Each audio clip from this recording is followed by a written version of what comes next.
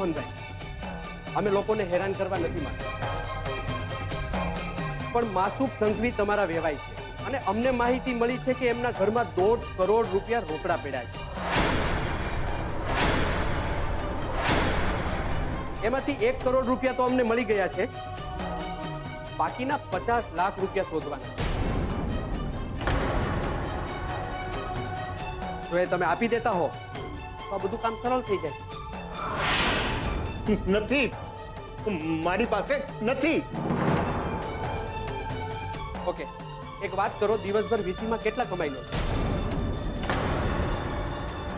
Officer, દુકાન હું ચલાવું છું તો મારી તમને વિનંતી છે, આ બાબત પપ્પાને કોઈ સવાલ ના કરો. એક મિનિટ, મેં દુકાનના બોર્ડ ઉપર મોહન એન્ડ ડોટર્સ નામ વાંચેલું, તો સવાલ પૂછવાનો મારો હક છે અને જવાબ આપવાની એની ફરજ. એટલે પ્લીઝ તમે વચ્ચે નહીં બોલો. હા બોલો. સાચું કહું છું, મને ખબર નથી. એક કામ કરો, તમે મને એ કહો કે દિવસભર કેટલા કમાવ છો અને કોઈ ટેક્સ બેક્સ ભરો છો કે પછી બધું ઘરમાં જ? તમે સમજતા નથી મને. અમે લોકો પાયાના માણસો છીએ, પ્રામાણિક, ભગવાનથી ડરીએ છીએ. આ બધું કહેવાનું હોય, આ જે સાદા અને પાયામાં કહેવડાવતા લોકો છે ને, એના ઘરના મકાનના પાયાની નીચે સોના ચાંદીની ઈંટો વધારે દાટેલી જોવા મળે છે. લો સાંભળ્યું? એ માળી પડી ગયો, લાડવો પડી ગયો. પૈસા વાળા વેવાઈને હારે ઉઠબેસ કરવાનો. એટલે જ આ ડોહી કહેતી હતી કે નાથ ઈ નાથ, પણ સાંભળે કોણ આ ડોહીનું? કરો જલસા. હવે દુકાને ગઈ અને હાથમાંથી વીસીના 3 લાખ ગયા. બા, નહીં થાય આવું. આ લોકોને પણ ઉપર જવાબ અને હિસાબ આપવાનો હોય. સમય લાગશે, પણ મને વિશ્વાસ છે, જ્યારે આપણે ખોટા નથી તો આપણા પૈસા ખોટા કેવી રીતે થાય? ને ઓફિસર, હું બસ એકવાર મારી બેન સેજલ સાથે વાત કરવા માંગુ છું. મારા નહીં, તમારા ફોનમાંથી. ને ફોન સ્પીકર પર રાખીશ, બસ.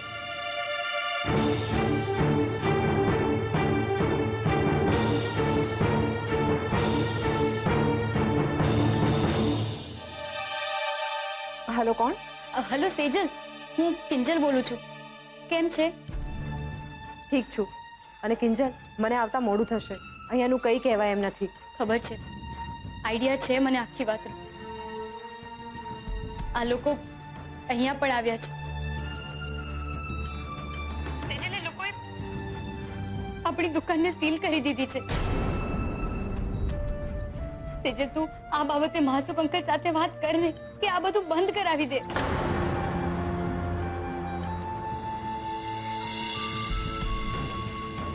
હેલો હેલો સેજલ, સેજલ, શું થયું? સેજલ ઠીક તો હશે ને? Hello hello Sejal.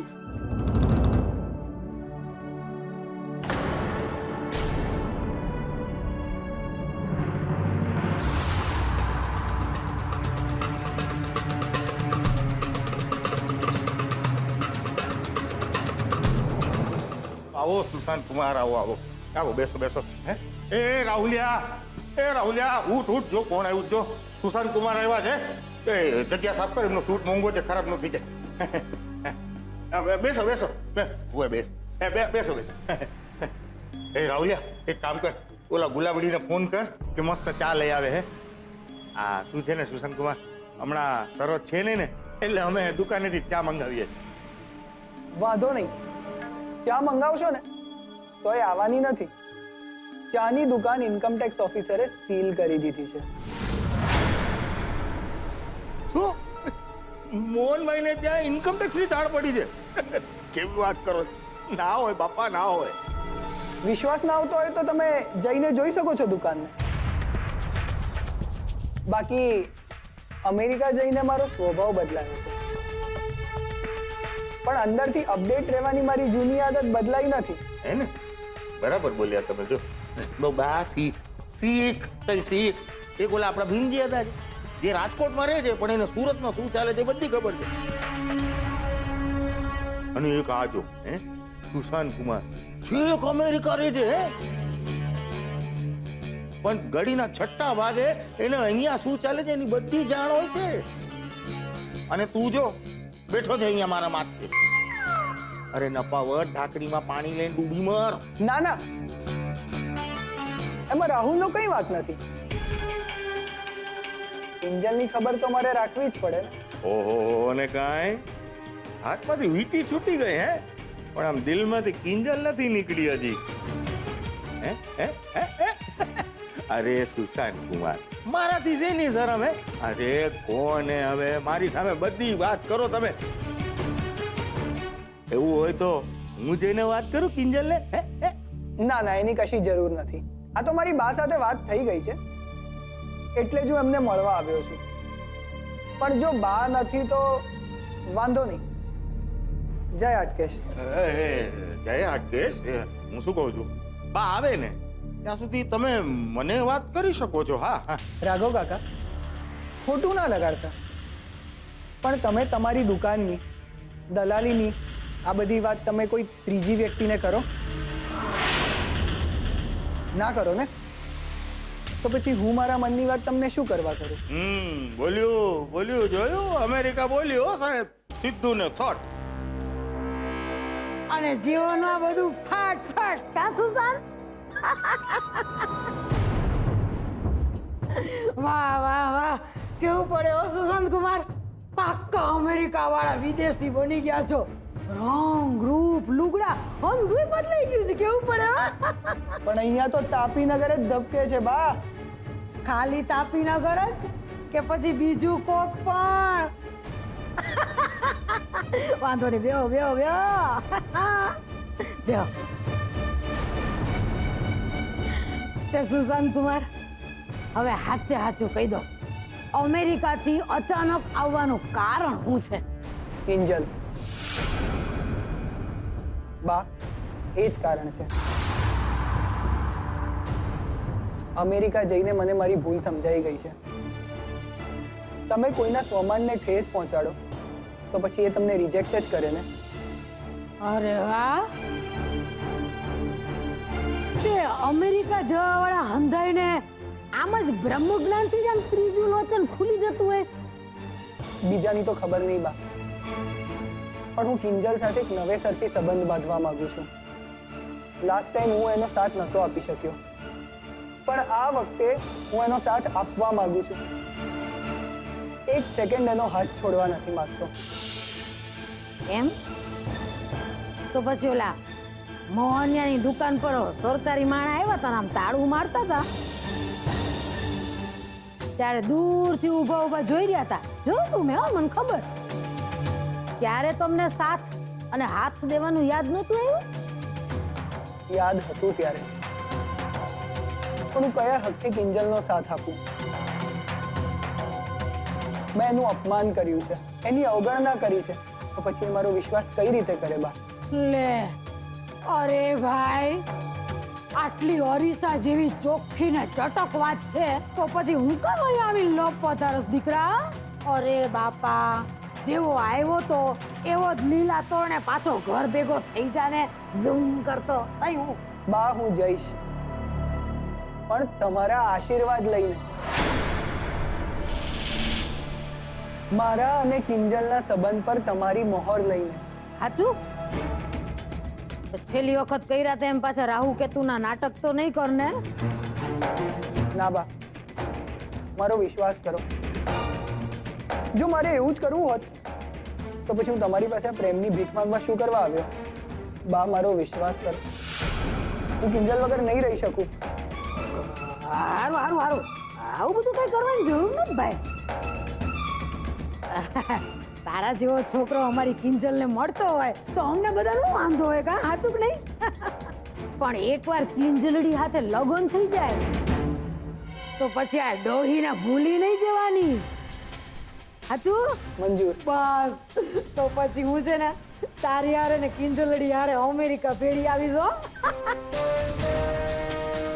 તમારા ઘરે આવીશ તમારી હારે રહીશ ખાઈશ પીશ અને તમને બેયને બેના 3 થાવ એવા આશીર્વાદ આપીશ કબૂલ છે કબૂલ છે. અરે વાહ તો અંધી ચિંતા છોડી દો કા હવે જેમાં ભવાની કે ને એમ કરવાનું હવે તો તું હું અને કિંજલડી હે અમેરિકા જાસુ અને બર્ગરિયા ખાસુ માય નેમ ઇઝ એન્થની ગોન્ઝાલ્વિસ અમે મોહનભાઈના ઘરમાં રેડ પાડી પણ ત્યાંથી તો 10,000 રૂપિયા મળ્યા પણ હા એના પિસ્ટોલમાંથી 3 લાખ રૂપિયા રોકડા મળ્યા પણ એ વીસી વાળાના છે. તો પછી એને સંઘવી કન્સ્ટ્રક્શન સાથે કઈ લેવા દેવા જ નથી. હા મિસ સેજલ, તમે આમાં સાઇન કરો. તમારી સાઇન બાદ સંઘવી કન્સ્ટ્રક્શન પર પડેલી રેડ એ અહીંયા પૂરી થઈ ગણાશે. પણ હા, જ્યારે પણ અમે તમને પૂછપરછ માટે બોલાવ્યા ત્યારે તમારે અમારી ઓફિસમાં આવવાનું રહેશે. સાઇન કરો.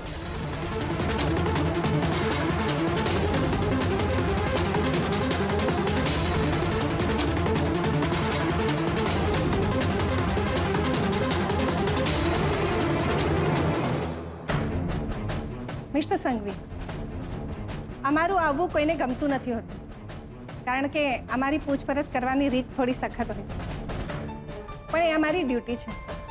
બાકી અહીંયાથી જતી વખતે જો તમે અમારી ચેકિંગ કરવા માંગતા હો તો એ તમારો અધિકાર છે. No, it's okay. In fact, I respect your work. Thank you. Thank you very much.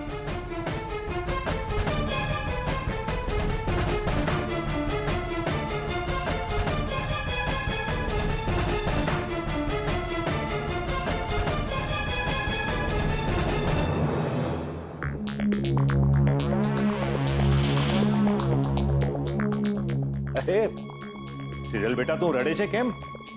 અરે ગયા બધા એવરીથિંગ ઇઝ ઓવર, પતી ગયું બધું. આઈ મસ્ટ સે તે બધાને ખૂબ જ સરસ રીતે હેન્ડલ કર્યા. Good, very good. પણ પપ્પાજી, મને એક વાત ન સમજાય કે આ 1.5 કરોડના કેશની બાબત તમે બધી મારા ઉપર શું કામ ઢોળી દીધી? બેટા હું શું કરું?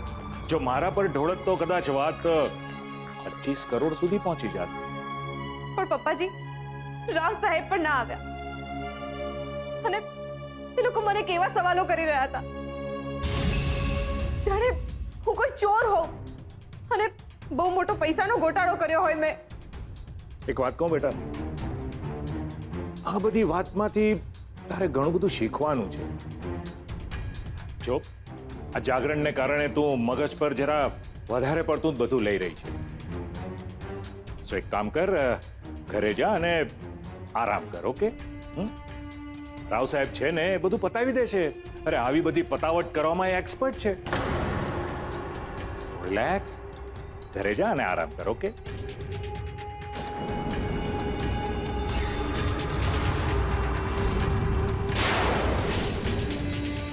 અત્યાર સુધી તો સેજલે આવી જવું જોઈતું હતું. મેં હમણાં અડધો કલાક પહેલા ફોન કર્યો ત્યારે તો મને કહે કે રિક્ષામાં બેસી ગઈ છે. વિચારીને જાગરણ કર્યા પછી આરામ કરવા જ નથી મળ્યો. અરે સેજલ બેટા, આવી ગઈ તો? હા વાહ, બેસ. થાકી ગઈ હોઈશ ને? કિંજલ બેટા પાણી લઈ આવતો. હા મમ્મી. અને સેજલ, જમવાનું તૈયાર છે, જમી લે અને પછી જઈને સૂઈ જા.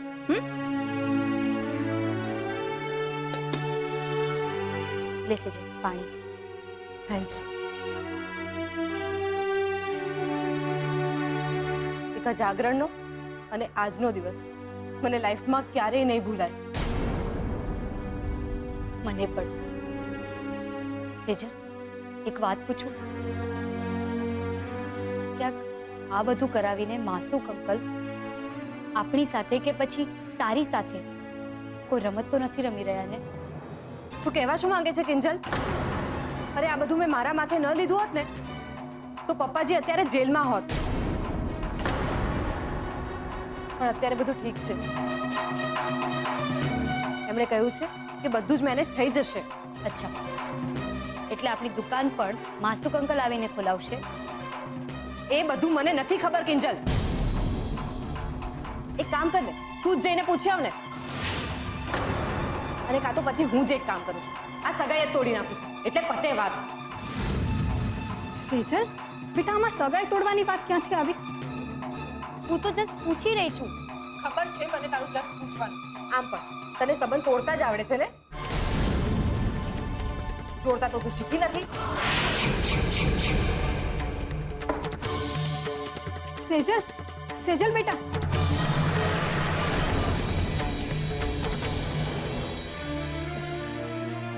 થાકી ગઈ છે બિચારી અને કદાચ ડરી પણ ગઈ છે. તું મન પર ના લેતી. હા બેટા. અને કાં તો પછી હું જ એક કામ કરું છું, આ સગાઈ જ તોડી નાખું. આ સગાઈ એટલે પતે વાત, એટલે પતે વાત, એટલે પતે વાત.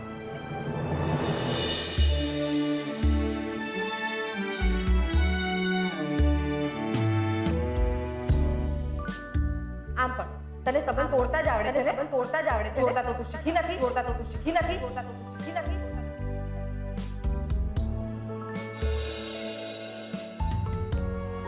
કિંજલ, હા શું થયું બેટા? કઈ નહીં, બસ આમ જ. તું થાકી ગઈ છે. ચાલ તારી રૂમમાં જઈને આરામ કર. ના પપ્પા, ઊંઘ નથી આવતી. તારી પેલી ડાયરી લખ. ડાયરી? પપ્પા, જે દિવસથી પેલું ડાયરી વાળું પ્રકરણ થયું ને એ પછી તો મને ડાયરીને ખોલીને લખતા પણ ડર લાગે છે. પપ્પા, કેટ કેટલું બની ગયું ગઈકાલ રાતથી આજ સુધીમાં. પપ્પા, કેટ કેટલું બની ગયું ગઈકાલ રાતથી આજ સુધીમાં. તમારે અમારી સાથે માસુકભાઈની ઓફિસમાં આવવાનું છે.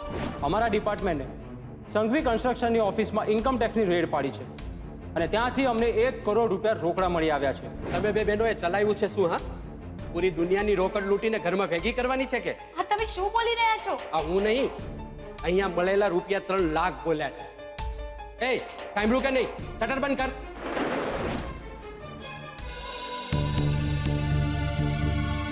અને હા પપ્પા, આ બધામાં મારે તમને એક વાત કહેવાની તો ભૂલાઈ જ ગઈ.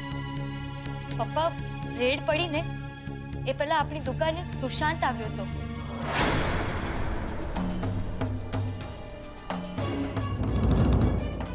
સુશાંત? હા, કેમ? એ તો હવે એને કોણ પૂછે. પણ પપ્પા, તમને ખબર છે એ મારા માટે ફૂલો લાવ્યો, ચોફી પણ પીધી ને આપણી દુકાનના વખાણ પણ કર્યા.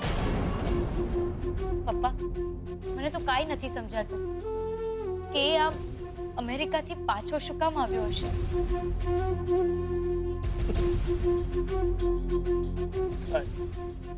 આવું ઘણી વાર થાય બેટા. જે લોકો આપણી જિંદગીમાંથી ચાલ્યા જાય એટલે એ લોકો ક્યારેક પોતાની મેળે અથવા કુદરત આપણી જિંદગીમાં પાછા લાવે છે. એ લોકોને આપણી જિંદગીમાં સ્વીકારવા કે નહીં એ આપણે નક્કી કરવાનું હોય છે. એમને નહીં.